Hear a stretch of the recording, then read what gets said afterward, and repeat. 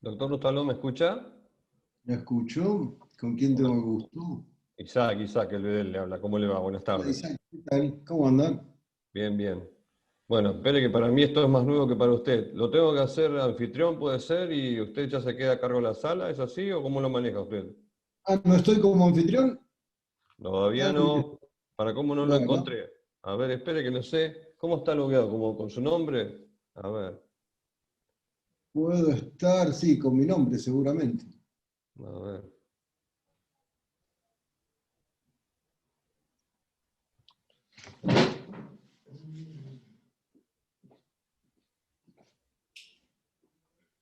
No,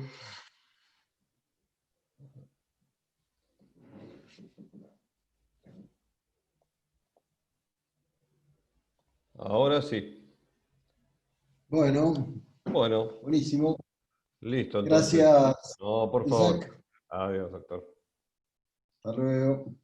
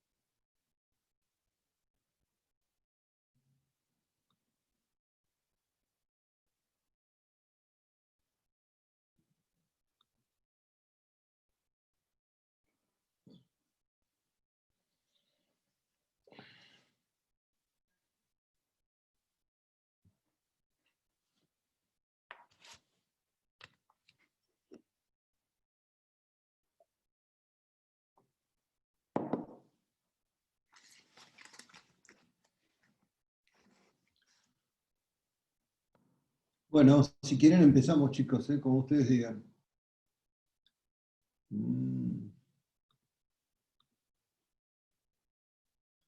Si están todos más o menos predispuestos, ¿cuántos tenemos? 29. Está bajando el rating, ¿eh? Se nota que es aburrido el programa, pero bueno. Está bajando el rating. Hay parcial mañana, primer parcial me parece. Y ya están, claro, ya están con los parciales, sí, bueno, pero Mañana. eso es algo que se aprende a la segunda o tercera vez que se cursa obligaciones. No digo que vaya a ser el caso de ustedes, que son muy estudiosos y van a probar de una, pero la segunda o tercera vez que cursan obligaciones se dan cuenta que no la pueden cursar con muchas materias porque exige mucha dedicación.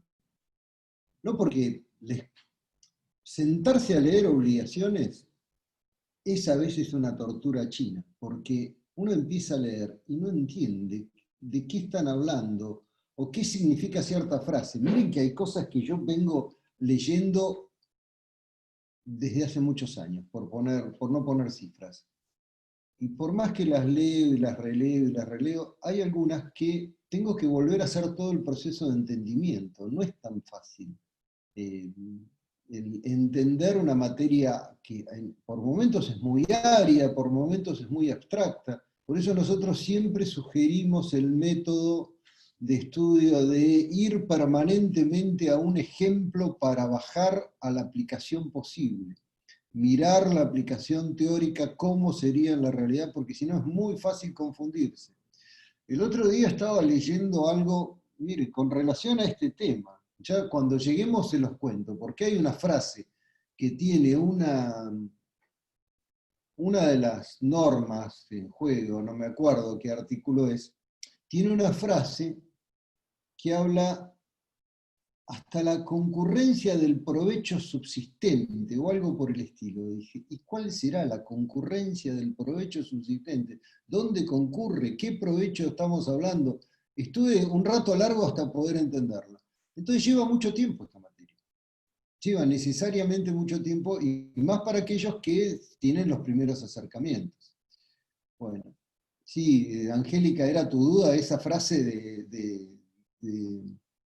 en la concurrencia del provecho subsistente. Bueno, te aclaro que fue la mía también pero no te digo toda la mañana, porque tan duro no estoy, pero casi te diría, casi toda la mañana, hasta que creo que encontré en un libro muy viejo, ahora no me acuerdo en cuál, pero como si te dijera, encontré en el Código Comentado de Busso, de Eduardo Busso, que es un texto de lo mejor que se escribió de Teoría General de las Obligaciones en Argentina. Quizá, esto lo decía Casó cuando era titular de obligaciones en Mar del Plata, Pedro Néstor decía esto, decía, lo mejor que se escribió fue el Código Comentado de Busso.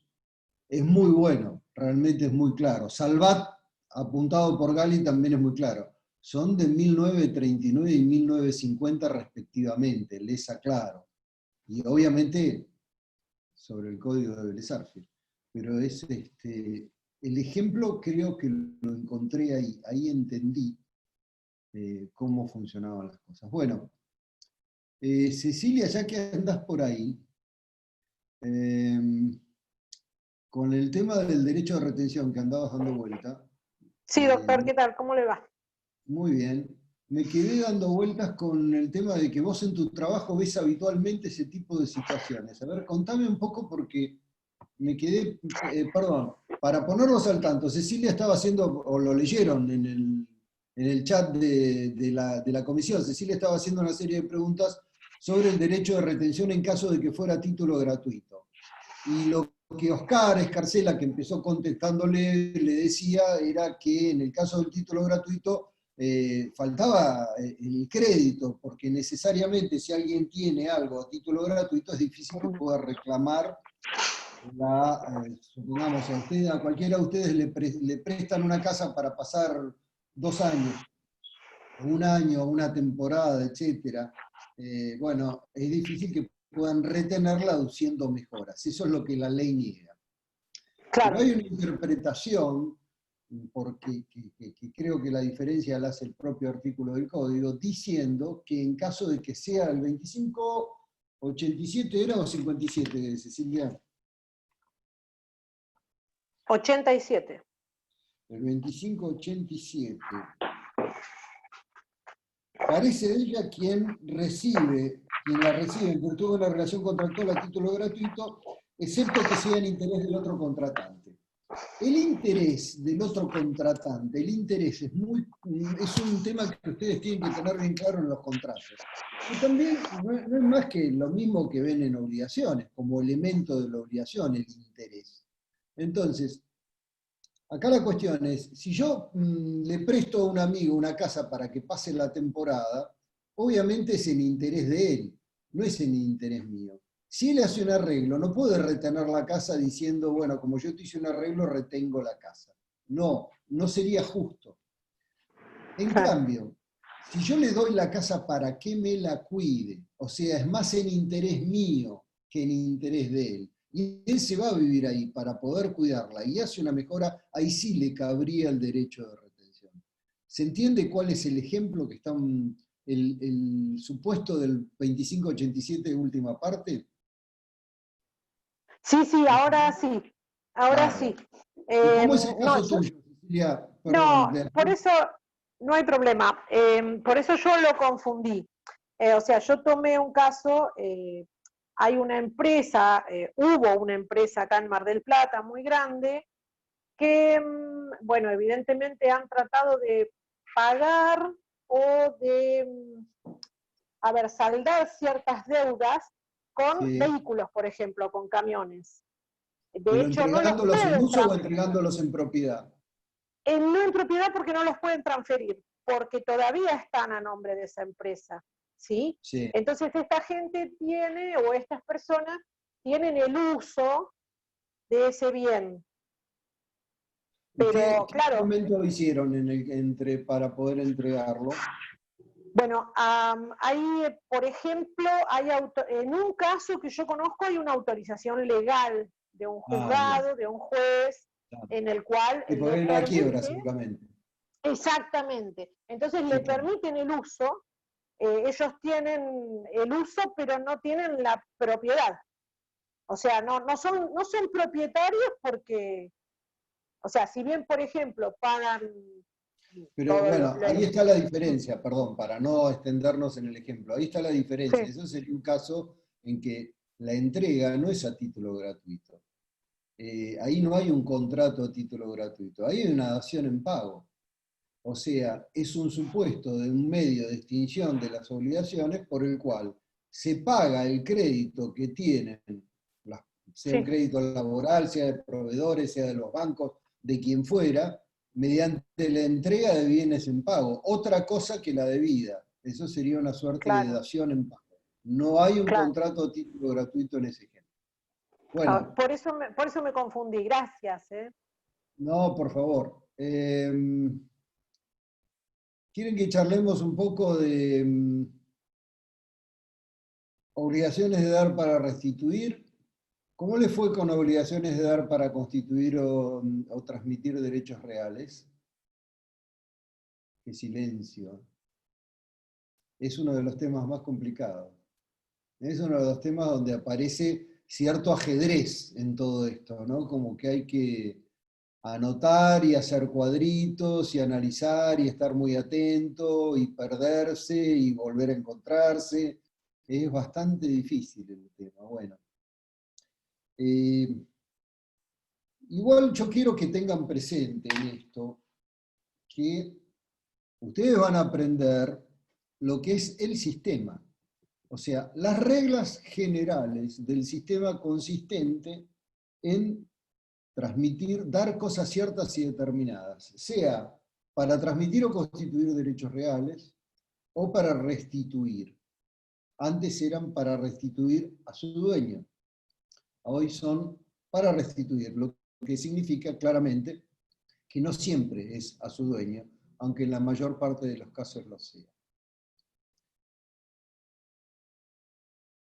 En el derecho siempre existe un sistema general, lo que Alterini decía con mucha claridad, macrosistema, y también existen microsistemas.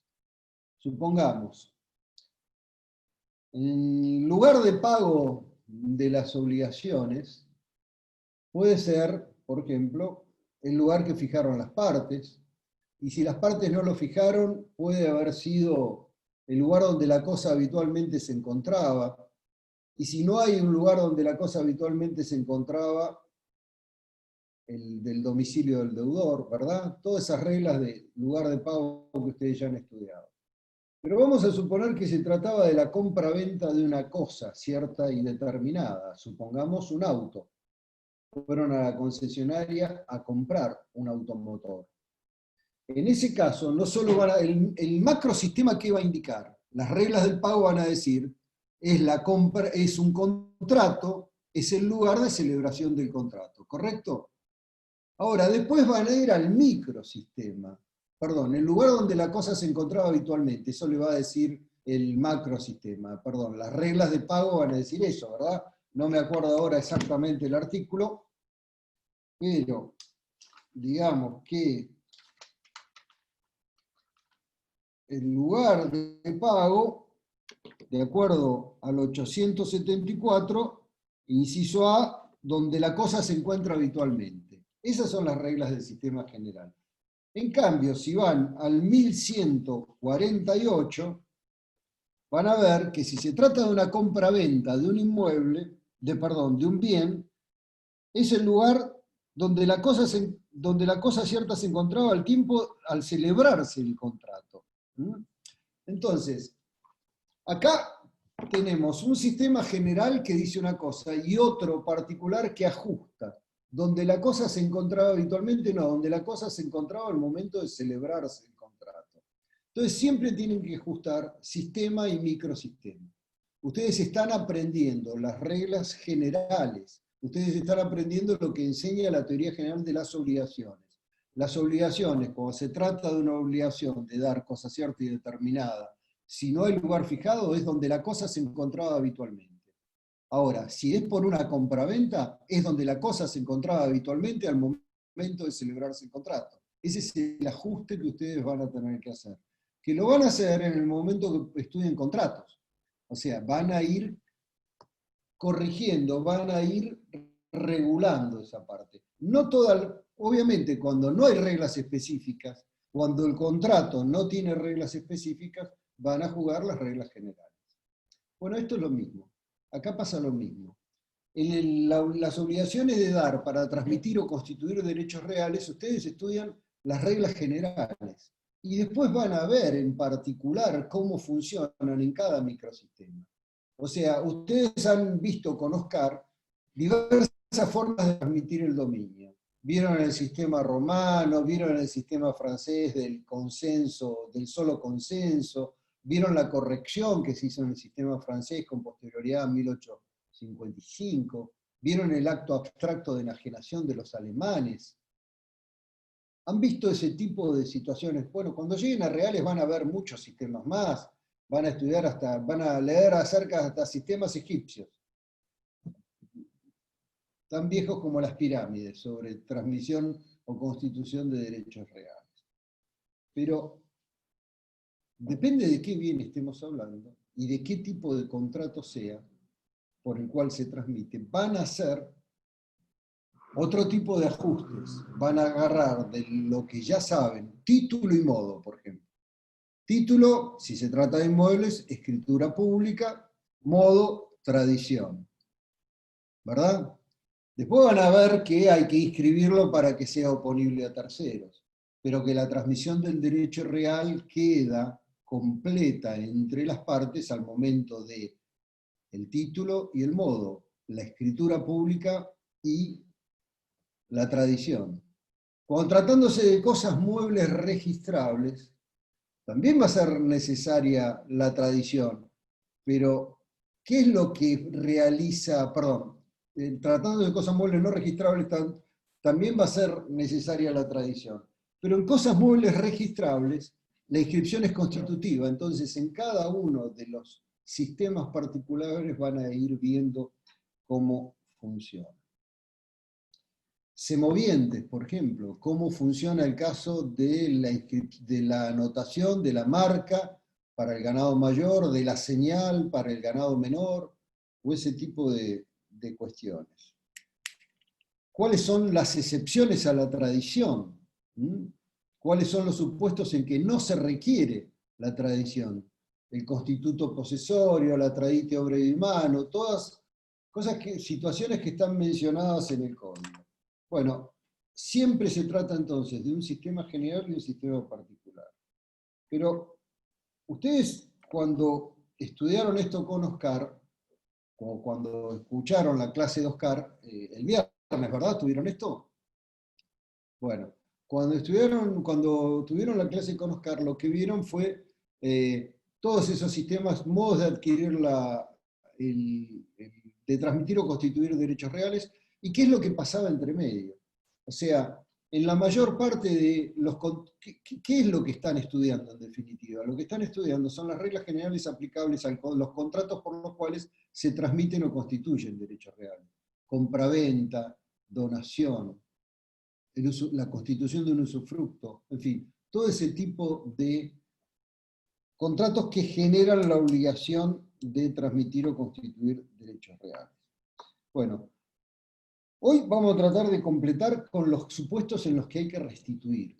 O sea, ya no se trata de una obligación donde una persona, dueño de una cosa, es el deudor de la obligación de transmitir o constituir derechos reales. La obligación de dar cosas ciertas para transmitir o constituir derechos reales. Sino, estamos hablando de que normalmente en estos casos el dueño ya no es el deudor, sino el dueño es el acreedor a la restitución. Y esto lo van a ver en situaciones en las que hay lo que se llaman relaciones de poder, lo que el código define a partir del artículo 1908 como las relaciones de poder. Las relaciones de poder en realidad son una suerte de relación de hecho entre una persona y una cosa. Fíjense que en 1908 dice: las relaciones de poder del sujeto con una cosa son la posesión y la tenencia. La diferencia entre posesión y tenencia, fundamental, es que en la posesión el que posee no reconoce en otro la propiedad, sino que se considera dueño de la cosa, actúa como si fuera dueño de la cosa. La posesión tiene dos elementos fundamentales, que son el corpus y el animus. El corpus es esa relación material de control, de capacidad de exclusión de otro sobre esa cosa. Y el animus es la idea de que lo hace, de que puede excluir a otro porque él es dueño de esa cosa. Que la posesión se hace con la intención, con el ánimo de actuar como si fuera dueño. En la posesión entonces tenemos dos elementos, corpus y animus. En la tenencia existe una relación de hecho con la cosa que incluso permite o autoriza excluir a otros del uso de esa cosa. Por ejemplo, el inquilino, el locatario, tiene la tenencia de un bien y puede, yo alquilo un departamento, el dueño o la dueña quieren entrar al departamento, yo los puedo excluir porque tengo el derecho suficiente como para hacerlo. Pero lo que reconozco es en otro la propiedad. O sea, existe el corpus, existe esa relación material con la cosa que me permite excluir a otro, pero falta el animus, falta la intención de poseer como dueño porque reconozco en otro la propiedad. Entonces, quien reconoce en otro la propiedad es tenedor y no poseedor. Haciendo un breve recuento de qué hablamos cuando hablamos de obligaciones de dar para restituir, para poder explicarnos sobre qué es lo que estamos hablando. Bueno, imaginen cualquier contrato donde haya un plazo final. Por ejemplo, el caso de la locación. Por ejemplo, el caso del comodato. En esos supuestos siempre hay obligación de restituir. ¿A quién? Bueno, en principio en general va a ser al dueño, que es el que ha locado, pero no necesariamente es el dueño. Puede tratarse del usufructuario, que perfectamente puede dar en locación, porque lo autoriza el artículo 2129 del Código. O puede tratarse del acreedor anticresista. Acuérdense que la anticresis es un derecho real que es un derecho real de garantía, en realidad, que se le da a quien es acreedor para que mediante la tenencia de un fondo productivo pueda cobrar su deuda. O sea, yo tengo un inmueble que produce alquileres. Bueno, yo quiero pagar mi deuda, entonces le cedo la tenencia, o le cedo, mejor dicho, constituyo el derecho real. No cedo la tenencia, discúlpenme. Constituyo el derecho real de anticresis a favor de mi acreedor, que va a poder cobrar los alquileres, va a poder ponerlo en alquiler, cobrar los alquileres, y una vez que se extinga la deuda, cesará el derecho real. Bueno, el acreedor anticresista también puede alquilar un inmueble. Entonces, no necesariamente es el dueño el único que puede alquilar. Puede ser el usufructuario, puede ser el usuario, puede ser el acreedor anticresista, puede ser el comodante o el locador, no necesariamente son los dueños. También puede producirse esa obligación de restituir, no solo en los contratos donde hay un plazo final, que hasta ahora mencionamos locación, comodato, depósito, esos tres contratos, sino en aquellos contratos donde en principio no hay un plazo final, pero se produce la resolución del contrato, o la rescisión del contrato, o la revocación. Todos hechos extintivos que ustedes ya han estudiado en Civil Parte General, y que constituyen lo que se llaman ineficacias funcionales del contrato, porque no son ineficacias genéticas, no nacieron junto con el contrato. ¿Se acuerdan de esa clasificación cuando vieron ineficacia en parte general? Hay ineficacias que nacen con el contrato, por ejemplo la lesión. Esa es una ineficacia genética. En cambio, hay otras que sobrevienen, que son funcionales, que es durante el funcionamiento del contrato que pueden ocurrir, como por ejemplo la excesiva onerosidad sobreviniente. Un contrato puede ser resuelto en función de la aplicación de la teoría de la imprevisión, ¿verdad? O sea, que genera un acontecimiento extraordinario, imprevisible, que haga excesivamente onerosa la prestación a cargo de una de las partes. Bueno, en ese caso estamos hablando de una ineficacia funcional. Supongamos alguien que le vende a otra persona un lote de terreno y se lo vende en cuotas y obviamente no van a celebrar la escritura traslativa de dominio hasta el momento en que no termine de pagarlo.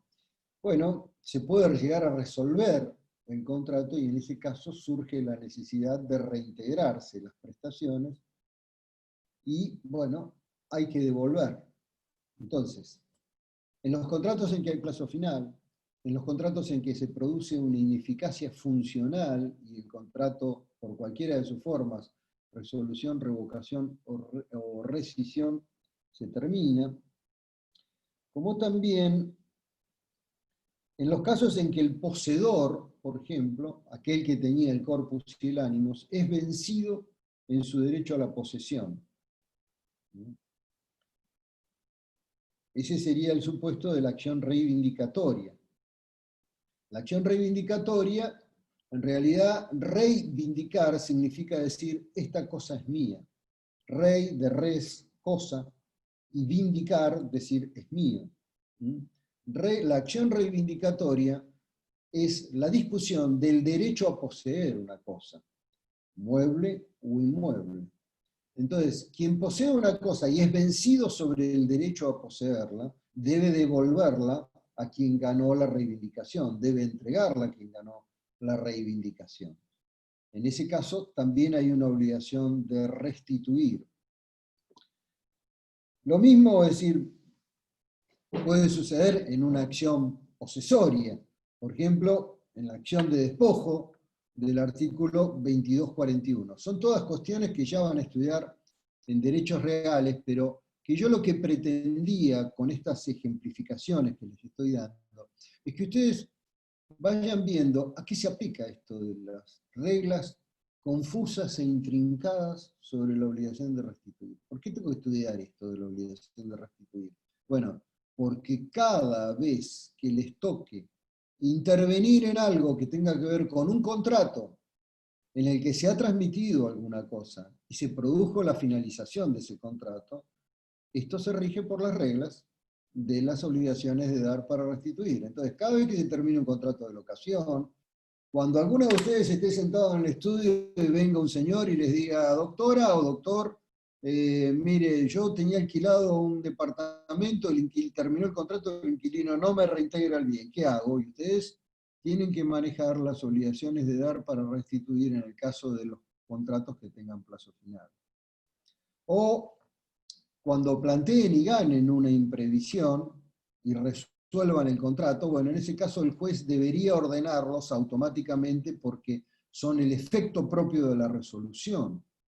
Pero no siempre, no toda la jurisprudencia coincide en ese criterio. Hay jueces que dicen no, que lo pidan en juicio por separado y los mandan a hacer un juicio por separado con la pérdida de tiempo, gastos y recursos que habitualmente ocurre. O, por ejemplo, cuando alguien usurpó o se apoderó de un bien, de un terreno o de cualquier otra cosa y han logrado obtener la devolución para sus clientes, ¿cómo funciona esa obligación de dar para restituir? Esto es lo que están estudiando acá.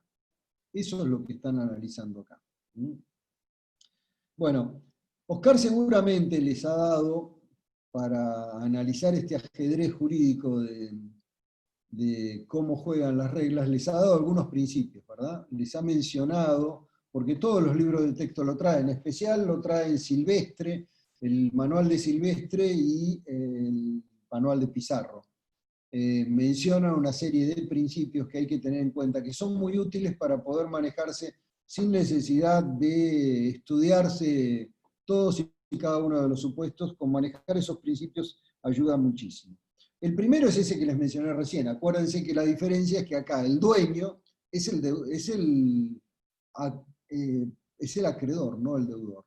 No se trata de alguien que tiene que transmitir a otro, constituir derechos reales, sino se trata de alguien que está recibiendo una cosa suya de vuelta, en la mayor parte de los supuestos, por supuesto. Lo segundo es lo que ya les dije, las normas del sistema sufren algunas modificaciones en cada microsistema, así en el caso del usufructo y de la locación, o de la compraventa, como les dije recién, tienen algunas modificaciones. Segundo, ya lo saben, la tradición, la entrega voluntaria y efectiva de la cosa, es el modo en que se transmiten o constituyen derechos reales.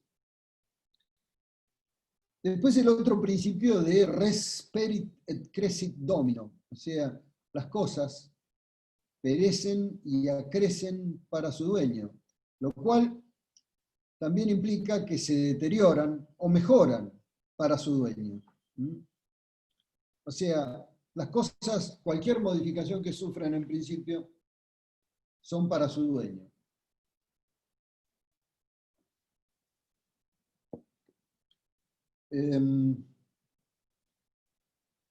La posesión de buena fe es suficiente en las cosas muebles no registrables. En cambio, respecto a las no registrables, respecto a las registrables, por ejemplo, automotores, caballos de carrera, la buena fe únicamente si hay inscripción. Este principio también se los debe haber dado Oscar en el viernes, ¿verdad? Después, ¿cuándo se adquieren los frutos? Ustedes tienen presente qué son los frutos, ¿no? Si no, bueno, vayan a leer, creo que es el 233, por ahí, por ese lado, por ahí están la clasificación y los conceptos de los frutos. Los frutos son aquellas cosas que habitual y periódicamente produce la cosa sin mengua de su sustancia, a diferencia del producto que sí mengua la sustancia de la cosa. Por ejemplo, producto son las extracciones mineras, de piedras o de lo que fuera. En cambio, frutos son las frutas de una planta, sin mengua de su sustancia. Bueno, es bueno saber cuándo se perciben los frutos, porque una de las cosas que se analizan es, bueno, cuando hay que devolver, yo arrendé un campo, por ejemplo, y tengo la cosecha, y todavía no la coseché. Entonces, ¿cuándo el fruto está pendiente? ¿Cuándo está percibido? ¿Cuándo se considera que el inquilino puede retirar la cosecha y cuándo no? O, por ejemplo, yo vendí una casa y la casa la tenía alquilada y se cobraban alquileres y resulta que hace 6 meses que el inquilino no me paga y yo le entrego la casa al nuevo propietario. ¿Puedo cobrar los alquileres anteriores? ¿Son míos o son del nuevo propietario? Esas son las cosas que se analizan en este caso. Entonces, los frutos civiles o industriales, dice el código, se adquieren con su percepción, que se produce, en los casos de los civiles, cuando han sido devengados y cobrados. Devengados y cobrados. Mientras que los naturales es desde su devengamiento, o sea, de que están listos los frutos naturales. Fíjense, ¿no?, que después van a haber algún problema, o ya lo vieron, mejor dicho, porque es en la crítica que se le hace al Código Nuevo en este aspecto, tiene que ver con los frutos civiles de un inmueble. O sea, el ejemplo que yo les puse hace un rato, yo alquilo un inmueble, hace 6 meses que el inquilino no me paga, tengo que entregarlo, firmo la escritura, hago la tradición, y según la ley yo no tendría derecho a cobrar los 6 meses de alquiler que este tipo me dejó debiendo, los podría cobrar el nuevo propietario. ¿A título de qué? Si el nuevo propietario ni siquiera era dueño. Esa es la crítica que se le hace al código, que está mal. Se la hacen todos los autores, absolutamente todos los autores. A ver qué preguntás, Angélica. Sí, yo quería saber si nos guiamos por el CC anteproyecto de 2018. El anteproyecto de 2018 modifica esa parte, ¿verdad, Angélica? Sí, yo Perdón, no lo tengo doctor. presente. Sí. Pero en el caso en que usted puso de ejemplo, Sí. si la tradición se hace, por ejemplo, el día de hoy, pero a usted le deben hacia atrás 6 meses, ¿por qué por qué tienen que ver quién lo va a cobrar o a quién le pertenece esos 6 meses de alquiler? Porque la ley lo establece a favor del nuevo propietario. Pero Y eso estamos sería a partir del día que se firma. No, porque son frutos, porque fíjate que, Sí. para que hice macanas con la pantalla y no veo nada. Perdón, porque son devengados. Claro, pero fíjate que los frutos civiles Sí. se perciben desde que son devengados y cobrados. Y eso está en el 1934. Cecilia, ¿no? Cecilia me está haciendo o Angélica. Sí. Angélica. Sí, Cecilia. Cecilia, bueno. Cecilia, fíjate. En 1934 dice, fruto percibido es el que separado de la cosa es objeto de una nueva relación posesoria. Si es fruto civil, se considera percibido el devengado y cobrado. 1934, inciso A. Sí, lo estoy leyendo. Vamos al tema de la adquisición, yo ahora no me acuerdo dónde está exactamente, pero déjamelo buscar, y ya, déjame buscar obligaciones de dar cosas ciertas. Para, esperame un segundito, Cecilia, que busco para frutos.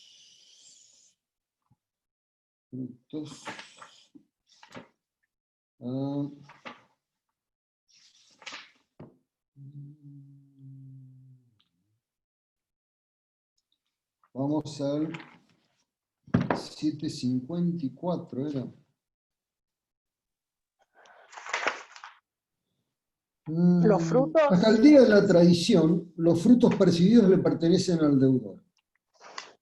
A partir de esa fecha, los frutos devengados y los no percibidos les corresponden al acreedor. Eso es lo que determina, Angélica o Cecilia, perdón, Sí. lo que determina Cecilia, que en el ejemplo que yo estoy poniendo, los pueda cobrar el comprador. Fíjate que se trataría de frutos civiles que no han sido percibidos porque no han sido cobrados. Profe, disculpe, ¿qué artículo es? 754. ¿Cuál de Gracias. todos los que mencioné? El que habló de los frutos percibidos.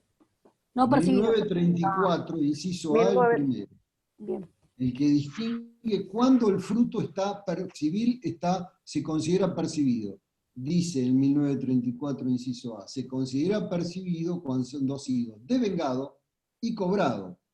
O sea, los 6 meses del alquiler han sido devengados, pero no han sido cobrados porque el inquilino no pagó. Entonces, conforme el 754 dice, hasta el día de la tradición, los frutos percibidos le pertenecen al deudor. Entonces, como son los percibidos, y el deudor de entregar la cosa cierta, el inmueble, por ejemplo, no los cobró, le pertenecen al acreedor, porque dice, a partir de esa fecha, los frutos devengados y los no percibidos le corresponden al acreedor, o sea, al nuevo dueño. Al nuevo dueño, claro. ¿Bien? Por Bien. eso, acá se le hace una crítica furibunda yo estoy viendo acá, a ver, tengo Silvestre y tengo Pizarro a mano. Claro, miren lo que dice Pizarro. Dice, tratándose de frutos civiles, particularmente en materia de alquileres ya devengados, al momento de operar la tradición del inmueble arrendado, pero todavía no cobrados efectivamente por el deudor, locador, el tema presenta mayores dificultades y dio lugar a criterios encontrados en el régimen anterior. El nuevo cuerpo normativo ha cerrado la polémica de un modo tan categórico como equivocado. O sea, no cabe duda que Daniel Pizarro no está de acuerdo. El Código Civil y Comercial considera dichos frutos pendientes y los asigna al acreedor. Claro, yo creo que es erróneo, creo que tiene razón en esto. El error está en considerar que un fruto devengado, como sería el fruto civil, pendiente de percepción, le pertenece al nuevo propietario. Cuando en realidad eso, según el criterio que era mayoritario en el régimen anterior, únicamente podía transmitirse por cesión de créditos expresa, porque si no pertenecían al dueño anterior. No es que yo compro una casa y compro una casa con los alquileres que hace 10 años le deben, por ejemplo. En la época en que los alquileres tenían, 5 años que le deben. En la época que el plazo de ejecución era el del 4027, el plazo de prescripción de todo lo que se pagaba por periodo, si era de 5 años. No. Yo compro una casa. ¿No? Estará ocupada, cobraré alquiler de acá en más, pero la anterior, al momento de hacerme con la tradición, pertenecen al dueño anterior, salvo que expresamente forme parte del negocio la transmisión de un crédito sobre el que no hay justa causa para transmitirlo. Y la ley presume que se transmite ese crédito. Bueno, esa es una de las críticas que se le hace. Pero no nos desviemos del tema. Igual quedó comprendido, Cecilia, ¿no? Sí. Estamos hablando de los principios. Dijimos entonces, los frutos civiles se adquieren cuando han sido devengados y cobrados, se consideran percibidos cuando han sido devengados y cobrados, mientras que los naturales desde su devengamiento, aunque no hayan sido cobrados, pero basta que hayan sido separados, por ejemplo, que las cosechas se haya levantado, aunque la tengan puesta ahí sobre el campo en esas depósitos que organizan dentro del campo, pero basta que haya sido separado de la cosa y pueda ser objeto de una nueva relación posesoria. Después otra cosa que hay que tener en cuenta también, que también todos estos principios se los debe haber dicho Oscar, es la regla que se conoce con el nombre de nemo plus iuris. O sea, nadie puede transmitir a otro un derecho mejor o más extenso del que tiene, que está en el 399 del código, antes era el 3270 del código de Vélez. Y después que el género y la cantidad nunca perece, cosa que tienen que tener en cuenta, tanto para este tipo de cosas, sino son principios que sirven para todo. La regla de nemo plus iuris sirve para todo. Que el género y la cantidad nunca perecen también. Fíjense que con este tema de la pandemia y de las situaciones de caso fortuito que puede generar la pandemia, hay mucha gente que piensa que, por ejemplo, dejar de pagar una suma de dinero entra dentro del concepto de caso fortuito, y de ninguna manera entra dentro del concepto de caso fortuito, porque la deuda de dinero es una deuda de género y de cantidad, y el género nunca perece, entonces nunca puede haber imposibilidad de cumplimiento. Jamás puede haber imposibilidad de cumplimiento, salvo que el dinero desaparezca de la faz de la tierra. Pero no hay imposibilidad objetiva, absoluta, definitiva, de cumplir el pago de una suma de dinero. Bueno.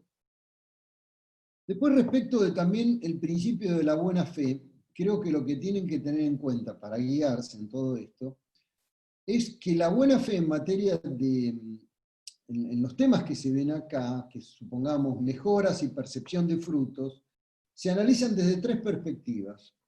La primera perspectiva es la relación de poder que tiene, o sea, esa relación con la cosa. ¿Es de buena o de mala fe? ¿Cómo entró en la cosa? ¿Entró por apoderamiento? ¿Se apoderó de un terreno?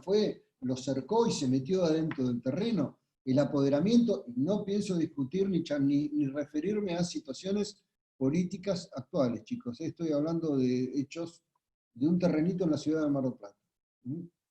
En ese caso,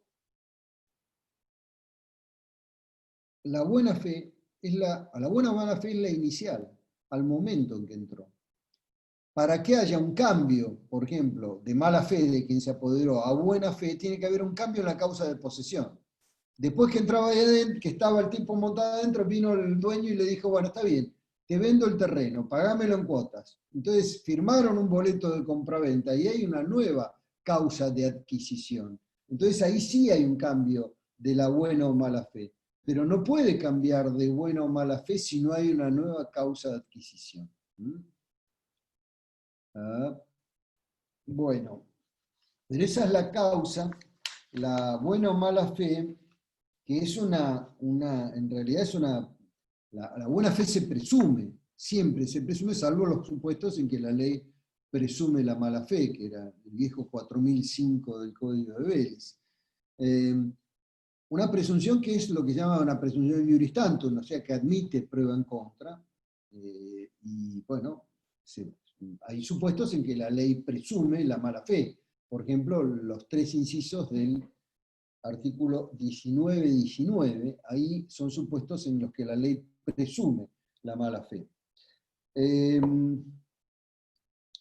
Y finalmente, respecto de la mala o buena fe en la posesión, aunque tuviera buena fe el poseedor de una cosa mueble o inmueble, empieza a ser de mala fe a partir de que es notificado de la demanda que interrumpe su posesión, por ejemplo, por una acción reivindicatoria. A partir de ahí se lo considera de mala fe. Después hay otra buena o mala fe.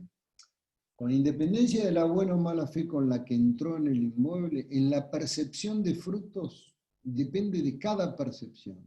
O sea, alguien entró en la posesión de un inmueble. Al año percibe sus frutos. Y a los 10 años también percibe los frutos. O a los 20 percibe los frutos. Pero en cada percepción se juzga la buena o mala fe de ese acto mismo, con independencia de la buena o mala fe de entrar en posesión de la cosa. Y lo mismo sucede con las mejoras. Alguien puede ser de mala fe, por ejemplo. O sea, ¿qué significa ser de mala fe en la posesión? Y en la posesión significa saber que la cosa es de otro. Sospechar seriamente que la cosa es de otro. Ser de buena fe significa estar persuadido de la legitimidad de su posesión. Pizarro da un ejemplo muy claro respecto de un supuesto en el cual, por ejemplo, alguien compra un terreno en cuotas. Cuando lleva pagados más de la mitad de la cuota, empieza a edificar, porque en definitiva va a ser el dueño del terreno. Empieza a edificar y después se produce un hecho extraordinario, imprevisible, que torna excesivamente onerosa la prestación a cargo del comprador. El señor que estaba edificando no puede seguir adelante, tiene que resolver y devolver el inmueble, que tiene mejoras arriba porque estuve construyendo. Entonces, en la posesión, él no era de buena fe. ¿Por qué? Porque reconocía, no es que no fuera de buena fe, sabía que era... En la posesión era diferente, sabiendo que la cosa era de otro. No podía estar persuadido de la legitimidad de su posesión porque tenía un derecho personal nada más. En cambio, en las mejoras, sí, porque iba a ser el dueño. Entonces, en la mejora la hizo persuadido de la legitimidad del derecho que tenía a hacer esas mejoras. ¿Se entiende la diferencia? Hay una diferencia entre el momento en que toma posesión del lote, reconociendo en otro todavía la propiedad porque no se le ha escriturado, pero él al momento de hacer la mejora está construyendo pensando, bueno, acá voy a hacer mi casa, y después por un hecho extraordinario, imprevisible, se encuentra con que no puede seguir y tiene que devolver la cosa. Después, entonces, la buena fe o la mala fe hay que analizarla en 3 supuestos diferentes. En la posesión y en la posesión inicial se presume de buena fe, salvo los casos en que la ley presume la mala fe. Siempre iuris tantum, obviamente.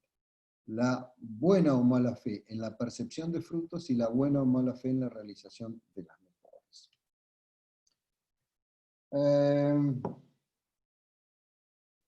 O sea, la buena o mala fe se predica del acto mismo, de la mejora y del acto mismo de la percepción de frutos.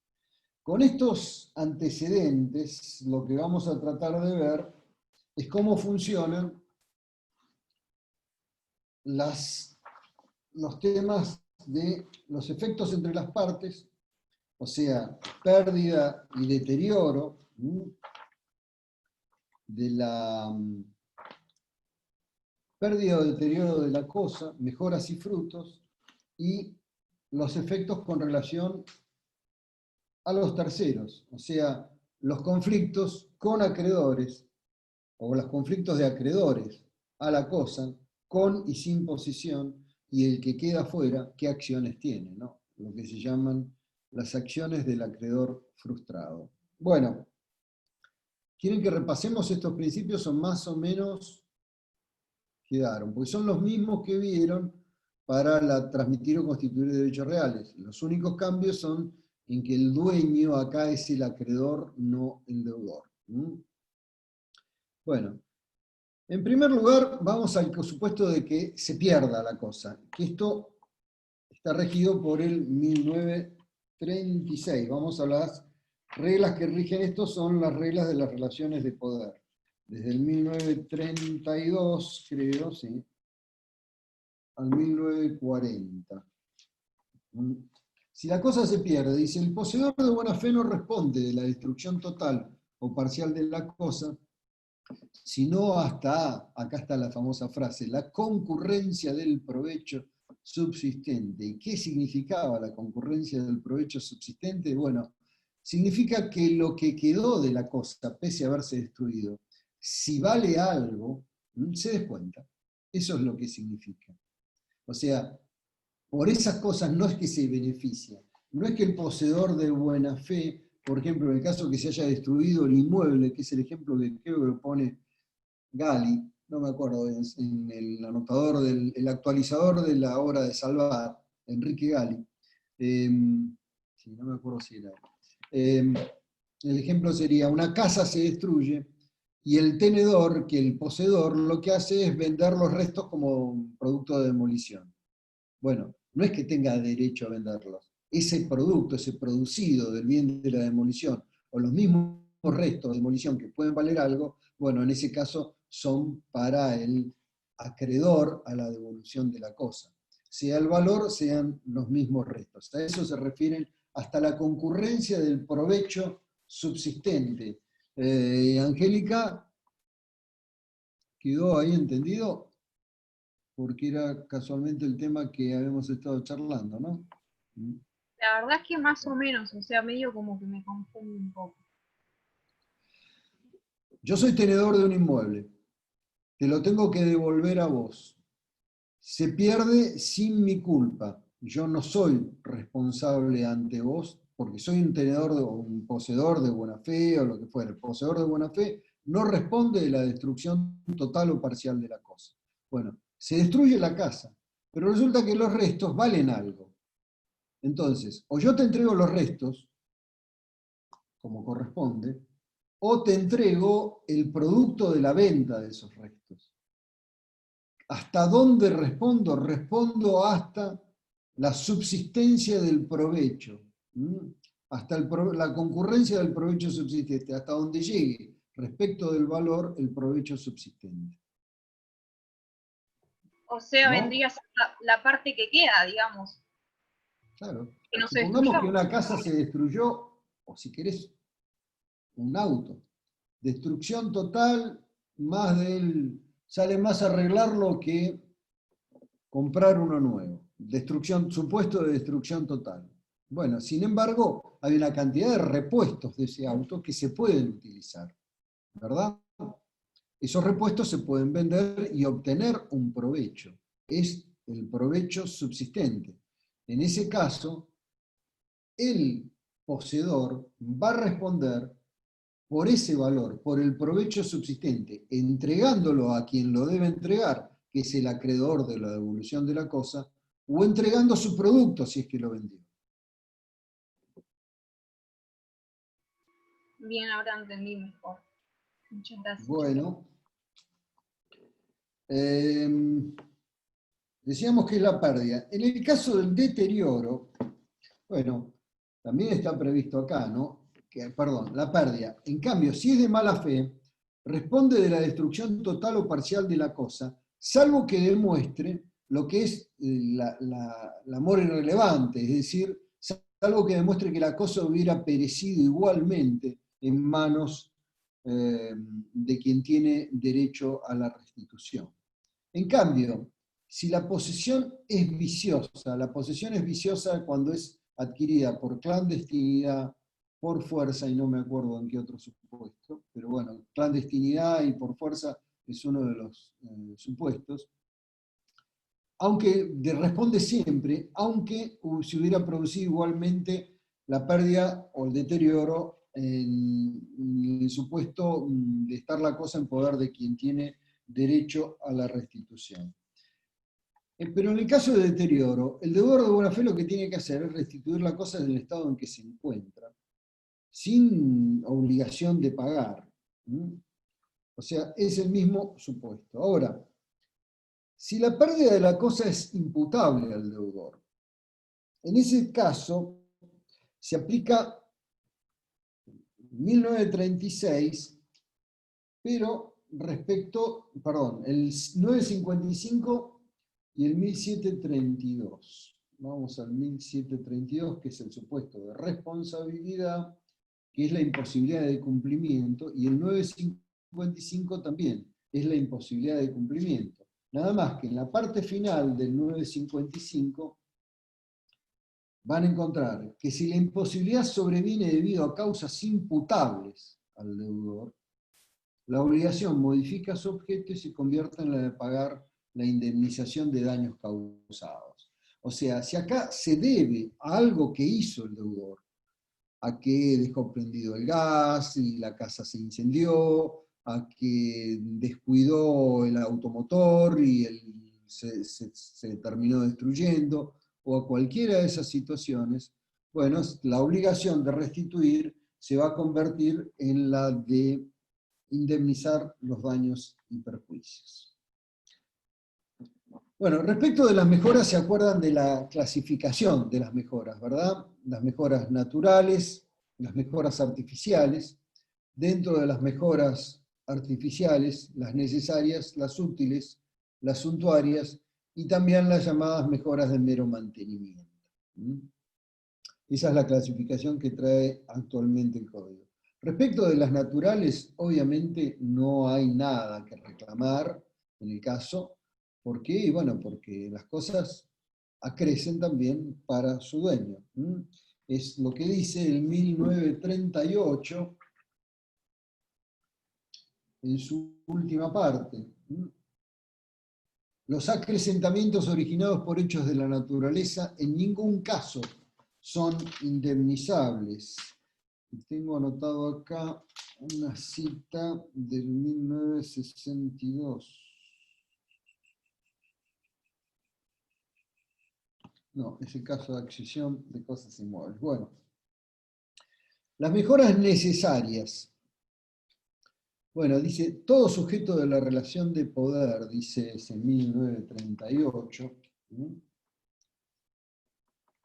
puede reclamar el costo de las mejoras necesarias, excepto que se hayan originado por su culpa si es de mala fe. O sea, son dos requisitos. Primero, descartemos al poseedor de buena fe. Si el poseedor es de buena fe, no debe las mejoras necesarias. Perdón, puede reclamar las mejoras necesarias. El único que no puede reclamar las mejoras necesarias es el de mala fe y que además causó un daño que obligó a realizar la mejora necesaria. Por ejemplo, mejoras necesarias son todo lo que sea para la utilización de la cosa conforme a su destino. Supongamos, la reparación de un techo que se ha roto a raíz de algo que hizo mal el poseedor. Bueno, en ese caso, si el poseedor es de mala fe y el techo se rompió a raíz de algo que él hizo mal, lo que fuera, algo que colocó arriba del techo, cualquier situación de esas, bueno, en ese caso no va a poder reclamar. Si no, siempre va a poder reclamarse las mejoras necesarias. Bueno, igual, acá tengan presente que depende de, esa es la norma del sistema general. Pizarro advierte, por ejemplo, para lo que es el usufructo, que hay un microsistema en el cual hay que hacer un inventario y las mejoras en el usufructo tienen un régimen diferente. Después, las mejoras útiles son indemnizables para el deudor de buena fe, no para el de mala fe. Son indemnizables para el deudor de buena fe, fíjense que ¿Dónde está? Puede asimismo reclamar el pago de las mejoras útiles, pero solo hasta el mayor valor adquirido por la cosa. Y acá hay dos cosas que hay que tener en cuenta.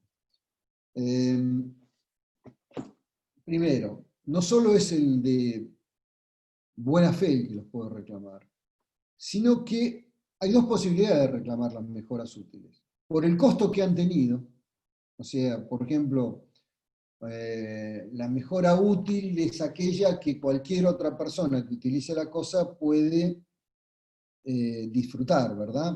Puede, voy a ver que tengo el chat, sí, puede, sí, disfrutar. Por ejemplo, mejora útil sería la incorporación a la red de gas, la incorporación de agua corriente, o por ejemplo en un inmueble donde no hay servicio de cloacas que incorporar a la red de cloacas, etc. Todo ese tipo de cosas son mejoras útiles. Pero pueden reclamarse por el costo que han tenido, por ejemplo, lo que le ha pagado a la empresa que pasó el alumbrado público, el asfalto o la red de agua, o el mayor valor que el bien adquirido a raíz de esa mejora. Bueno, la ley opta en este caso por el mayor valor, con lo cual hay que demostrar una diferencia entre el valor que tendría o que tenía anteriormente sin esas mejoras útiles y el nuevo valor que ha pasado a tener a raíz de que ha sido conectado a la red de agua, a la red sanitaria o a que tiene alumbrado público o asfalto, que serían todos supuestos de mejoras útiles. Después, fíjense que en la primera parte dice, ningún sujeto de la relación de poder puede reclamar la indemnización por las mejoras de mero mantenimiento ni por las suntuarias. Bueno, las suntuarias acá la diferencia es que si quiere puede retirarlas siempre y cuando no genere un problema. Y las de mero mantenimiento son aquellas que directamente hacen al goce esencial de la cosa, qué sé yo, por ejemplo, no sé, cambiar una lamparita, se quemó una lamparita de la casa que alquilo, en ese caso no es posible que yo reclame esas mejoras de mero mantenimiento, o la realización de cualquier trabajo de mero mantenimiento.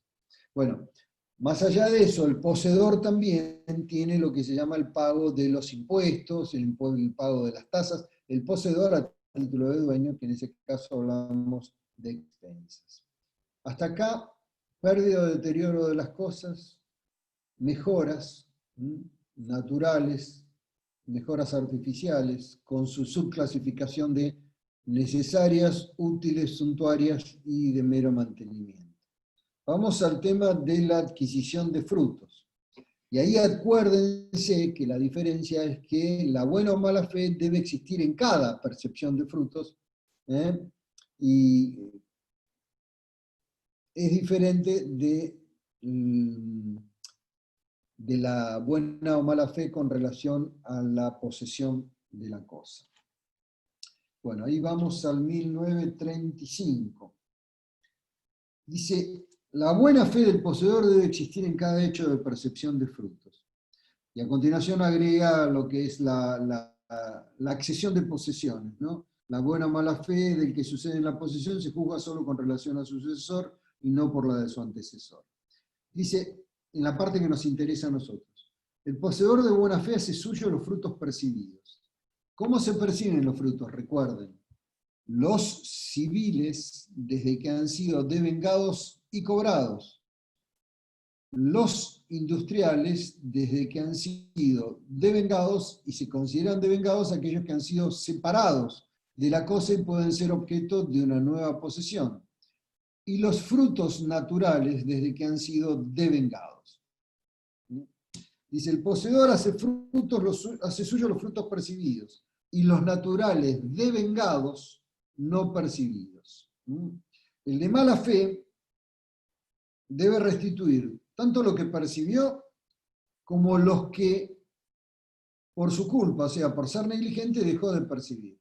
Porque no realizó la cosecha en término, porque no hizo trabajos necesarios y los dejó de percibir. Siempre hay que restituir los productos, porque los productos sí hacen mengua en la cosa. Esa es la diferencia. Los frutos pendientes corresponden a quien tiene derecho a la restitución de la cosa. Bueno, con esto tendríamos los conflictos entre las partes. Y nos queda ver los efectos con relación a terceros. Y acá, ¿qué es lo que puede pasar? Puede pasar que quien deba restituir se haya obligado a entregar la cosa a otra persona. Perfectamente. Bueno, en ese caso la solución está en el 759. El 759 junto con el 760 y el 761 son los únicos 3 artículos que tratan este tema desde el punto de vista del derecho de las obligaciones de dar para restituir. Y fíjense, dice, en la obligación de dar para restituir, el deudor debe entregar la cosa al acreedor, quien por su parte puede exigirla. O sea, nada muy distinto de lo que es el efecto de las obligaciones del 730, ¿verdad? O sea, se deben cumplir, y si no, tiene derecho a exigirla. Es una repetición de lo que dice el 730. Si quien debe restituir se olvidó entregar la cosa a más de un acreedor, el deudor debe entregarla al dueño, previa citación fehaciente a los otros que la han pretendido. O sea, tiene que citarlos. Y acá es donde la doctrina dice, esta solución es una complicación, porque implica traer a todos aquellos que están discutiendo a ver cuál es la propiedad y a ver a quién se la entrego. Bueno, podría ser el supuesto de pagar por consignación, depositando o transmitiendo, poniendo en custodia la cosa a los fines de liberarse. Pero es necesariamente complicado. Fíjense lo que dice Pizarro al respecto. Dice, la ley exige antes de entregar la cosa al dueño que el deudor cite fehacientemente a los otros acreedores que la hayan pretendido. La solución adoptada es innecesariamente complicada, dice. Dice, debe ser previo a la entrega de la cosa al dueño. Y no fija un término preciso, por lo que habrá que estarse a las circunstancias del caso, el principio de buena fe y toda esa historia. Ahora, ¿qué sentido tiene citarlo? Bueno, dice que en realidad es para que ejerciten los derechos que crean convenientes, pero si ahí mismo se arma un proceso en el cual las partes están discutiendo quién tiene derecho, es muy posible que pase mucho tiempo hasta que se entregue la cosa al deudor, con los consecuentes problemas. Bueno, en caso de controversia, 904, pago por consignación y depósito es la única solución. Ahora, vamos al 760. Dice, con relación, cuando se trata de bienes no registrables, con relación a terceros, cuando la obligación de dar cosas ciertas tiene por fin restituirlas a su dueño, si la cosa es mueble no registrable y el deudor hace al título oneroso tradición de ella a otro por transferencia o constitución de prenda, el acreedor no tiene derecho contra los poseedores de buena fe, sino solamente cuando la cosa le fue robada o se ha perdido. En todos los casos los tiene contra los poseedores de mala fe. O sea, es cosa mueble, no registrable, y acá ¿qué es lo que predomina? Buena o mala fe. ¿Buena o mala fe en qué? En la posesión de la cosa. Con la excepción de que de buena fe, aun siendo el poseedor de buena fe, cabe la reivindicación contra él si la cosa es robada o perdida. En los casos de mala fe, obviamente, siempre tiene la acción. Y finalmente, tratándose de bienes registrables, si es inmueble o mueble registrable, dice el 761, el acreedor tiene acción real contra los terceros que sobre ella aparentemente han adquirido derechos reales o que tengan la posesión por cualquier contrato hecho con el deudor.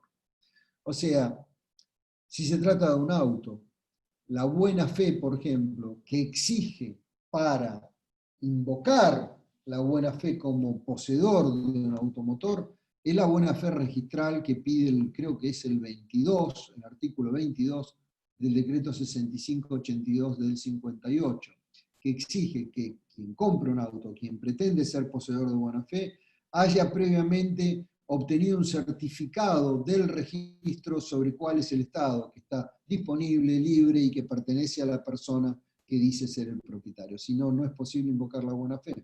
Y tratándose de un inmueble, rige la ley 17.801. Bueno, con esto más o menos les pinté un panorama de lo complicado que puede llegar a resultar este tema, a tal punto que yo creo que, ya les digo, hace años que lo leo, lo releo, me ha tocado aplicarlo, estudiarlo, etc. Y bueno, siempre hay que recurrir a la ley y a los textos para tenerlo más o menos claro. Bueno, preguntas, chicos, ¿Le ¿quieren puedo hablar hacer de una este? consulta?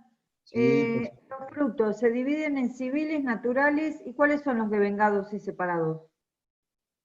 no. Los frutos se dividen en civiles.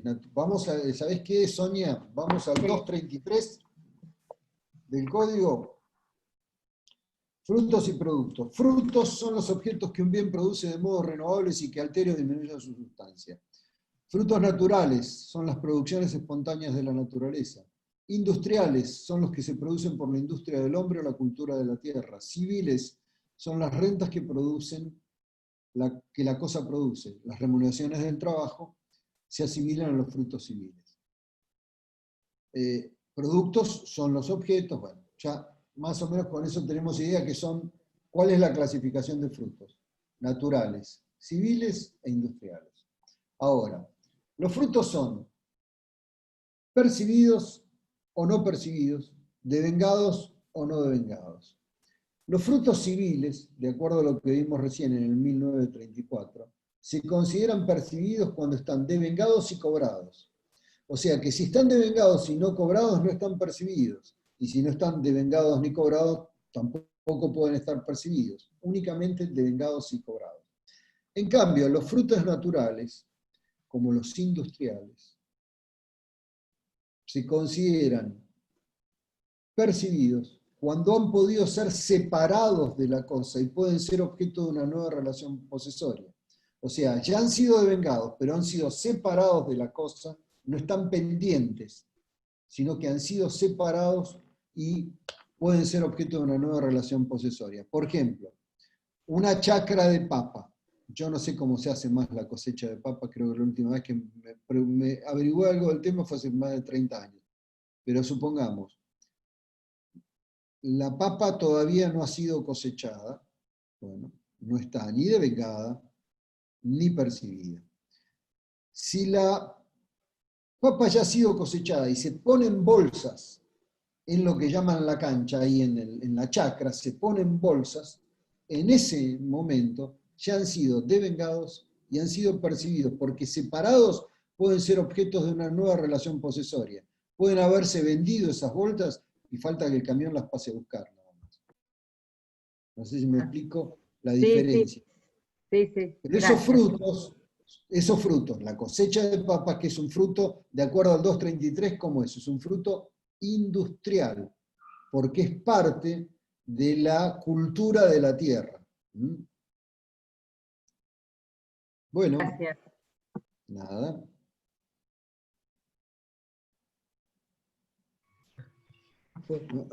Industriales, civiles y naturales. Sí, industriales, civiles y naturales. Correcto, Martina. Bueno, ¿qué otra Profesor, pregunta? ¿Sí? una consulta.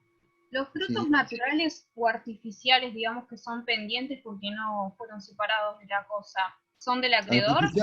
Artificiales no hay frutos. Perdón, Artificiales industriales. hay mejoras. Sí, perdón. Frutos, a ver, contame un poquito, Angélica, de nuevo, a ver si te entiendo. Los frutos naturales e industriales, que se consideran pendientes porque no fueron separados, ¿le corresponden al acreedor cuando ya se hizo la Sí, la tradición? obligación de dar para restituir. Bueno, vamos al 1935, Angélica. Vamos a leerlo juntos. El poseedor de buena fe hace suyo los frutos percibidos. O sea, estamos hablando de los frutos civiles o de los frutos industriales, ¿verdad? Y los naturales, devengados, no percibidos. O sea, aquellos que se han producido pero no han sido percibidos. El de mala fe debe restituir los percibidos y los que por su culpa deja de percibir. Esa es la solución. Los frutos pendientes, los que han sido devengados, pero los que han sido, los frutos pendientes corresponden a quien tiene derecho a la restitución de la cosa. O sea que no han sido ni devengados ni percibidos, están pendientes.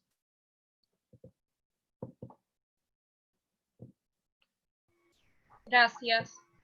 No, de nada, Angélica. Bueno, ya que tenemos unos minutos más, sí, no muchos, 15, ¿cómo se preparan para el martes? Más o menos. ¿Mañana tienen clase con quién? ¿Con Oscar o con Andrea? Clase de consulta. Mañana no hay plenaria, mañana es miércoles. Ah, mañana hay plenaria. Mañana hay plenaria 18, claro, sí. Creo que empieza un poco más tarde la plenaria, 17:30, por ahí creo que va a empezar la plenaria. No va a empezar 16:45, va a empezar 17:30, porque los chicos que están en las comisiones del Plan Viejo tienen un trabajo práctico, que fue el que ustedes, parecido al que ustedes hicieron, no es el caso igual, es diferente el caso, porque ellos tienen otro tipo, además de obligaciones, le suman responsabilidad civil. Entonces, van a tener otro tipo de práctico. Bueno, ¿alguna otra pregunta? ¿No? Bueno, chicos, yo creo que no los veo ya, así que les deseo mucha suerte en el clase plenaria. Ah, 11:30 es la clase de Gerardo. ¿Por qué me mandó a preguntar? Ah, no, porque él tiene otra clase. Sí, perdón, discúlpenme, la clase plenaria de mañana es 11:30. Discúlpenme que los distraje. Tiene razón Camila acá, que aclara que es 11:30. Sí, perdónenme. Bueno, como no los veo, les deseo mucha suerte en el parcial. Seguramente les vamos a mandar las instrucciones por vía del CIU. Y bueno, y después del parcial, bueno, tendremos recuperatorio y después volveremos a las clases. Seguramente también le vamos a mandar el cronograma de la segunda parte. Bueno, mucha suerte, chicos. Cualquier cosa que estén estudiando, Perfecto. manden consultas al WhatsApp, así como estamos ahora, lo hemos sumado a dos profesores, dos docentes que si bien son nuevos en la materia, tienen amplia experiencia de trabajo, porque son funcionarios del Poder Judicial que trabajan mucho, con muchos casos permanentemente. Entonces, tanto Maxi Colangelo como Tomás Marino pueden contestar, ayudarlos con las preguntas también. Bueno, de hecho, hoy Tomás creo que le estuvo contestando a alguien en el medio con este tema de derecho de retención a Cecilia. No, Sí, no me acuerdo, Cecilia. creo Sí, que sí. sí, bueno. Sí, que no Tomás sabía realmente. Tomás fue el que armó el práctico junto con Maxi Colangelo, ellos fueron los dos que armaron el práctico que ustedes hicieron y que, bueno, se incorporaron hace poco a la cátedra con la idea de ayornarnos y ayudarnos en la preparación de este tipo de cosas. Profe, Bueno, una consulta. Al final el examen, ¿cómo va a ser? ¿Para desarrollar? lo más probable es que sí. Nosotros no vamos a tener un examen como fue el práctico donde la corrección sea automática. Seguro que no, porque todavía no tenemos, sobre todo los profesores viejos, no tenemos confianza suficiente en el sistema de la corrección automática. Entonces es probable que incluya algunas preguntas de opción, de verdadero o falso, de multiple choice, pero la mayor parte de las preguntas son lo que el sistema del Moodle llama preguntas de ensayo, donde se les va a requerir un desarrollo por ahí de 10 renglones, ahí mismo se le dice, 10 líneas, 20 líneas, máximo 25 líneas, máximo 10 líneas, máximo 5 líneas, que implica que ustedes no solo han estudiado el tema, sino que entienden cómo se aplica. Esa es la idea.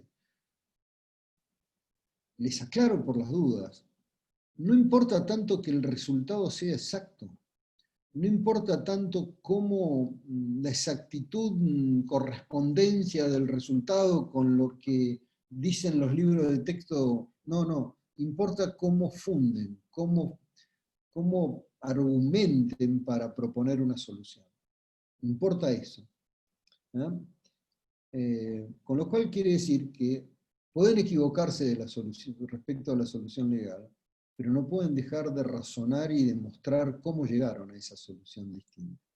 Eso es lo que a nosotros particularmente nos interesa. Vamos a tratar de que la mayor parte de las preguntas que sean de ensayo tengan vinculación con un caso también, hipotético, supuesto, real, o lo que fuera, pero vamos a tratar de decir, bueno, no le vamos a preguntar, bueno, ¿cuáles son los 7 requisitos, o los 8, ya no me acuerdo cuántos son, 7 creo, del objeto del pago? Identidad, integridad, localización, puntualidad, disponibilidad, propiedad, ausencia de fraude. No me interesa. ¿Por qué? Porque lo tienen en el libro, que abren el libro y se fijan cuáles son y lo copian. No me sirve. Lo que me sirve es ponerles un caso y un ejemplo donde ustedes puedan decir, acá falta tal requisito, acá no se cumple este otro, y expliquen por qué llegan a esa conclusión. Esas son más o menos las preguntas. No van a ser complejas, no hacemos preguntas trampa, no tenemos por costumbre, no nos gusta hacer ese tipo de cosas. Lo que sí puede ser que esta vuelta, a diferencia del cuatrimestre pasado, que incluyamos algún descuento. O sea, cuando alguien hace una pregunta básica, por ejemplo,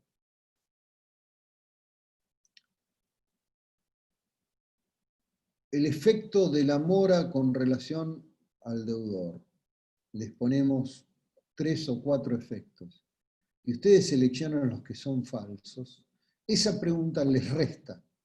No solo no les suma, sino que les resta. Lo más probable es que hagamos eso esta vuelta.